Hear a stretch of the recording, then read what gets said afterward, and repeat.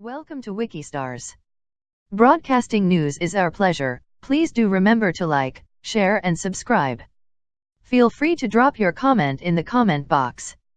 Ocasio-Cortez just claimed that the right doctored a video of her occupation of Palestine comments last summer and that's what ended up on Fox News for everyone to see.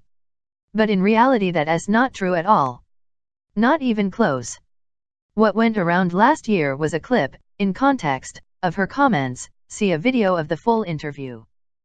You have not really needed so far to take many foreign policy positions because you were seating a Democratic incumbent. But now you are very likely going to be going to Washington, and you'll have to sort of build out some of those foreign policy positions.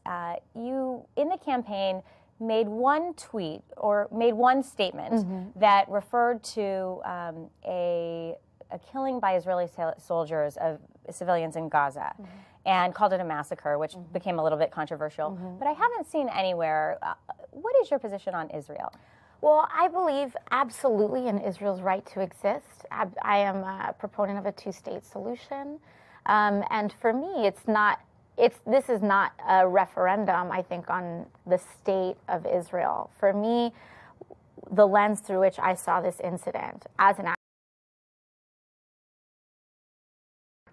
as an organizer, if 60 people were killed in Ferguson, Missouri, if 60 people were killed in the South Bronx, unarmed, 60 people were killed in Puerto Rico, I just looked at that incident more through just as an incident. And to me, it would just be completely unacceptable if that happened on our shores. But I am... Of course, the dynamic there in terms of geopolitics and the war in the Middle East is very different than people expressing their First Amendment right to protest. Well, yes, but I also think that what people are starting to see, at least in the occupation of Palestine, is just an increasing crisis of humanitarian condition.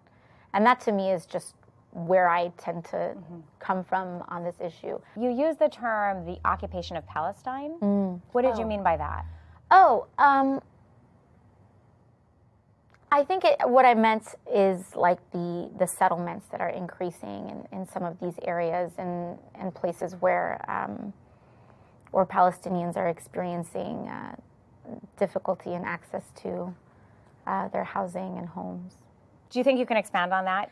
Yeah, I mean, I think I'd also I am not the expert on geopolitics on this issue. You know, for me, I'm a firm believer in finding a two-state solution in this issue, and I'm happy to sit down with leaders on both of these.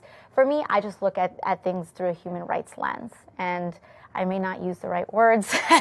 I know this is a very honest. That's very honest, and you're going issue. to. I mean, it's very comment box. You know, looking back at that video now, what's amazing to me is that I don't think Ocasio-Cortez even realized that she said occupation of Palestine when the host asked her about it.